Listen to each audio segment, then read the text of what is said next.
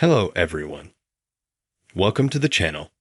In this video, I will show and tell you how you can delete your Facebook account. Please watch the video to the end. Subscribe to the channel. Like it. Let's get started. To do this, go to the bottom right corner, click on Menu. At the top, open Settings and Privacy. Meta Account. See More in Account Center. Select Personal Details.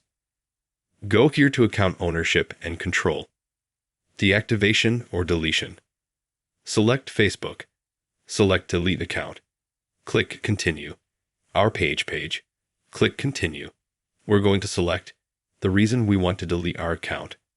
Continue. Continue.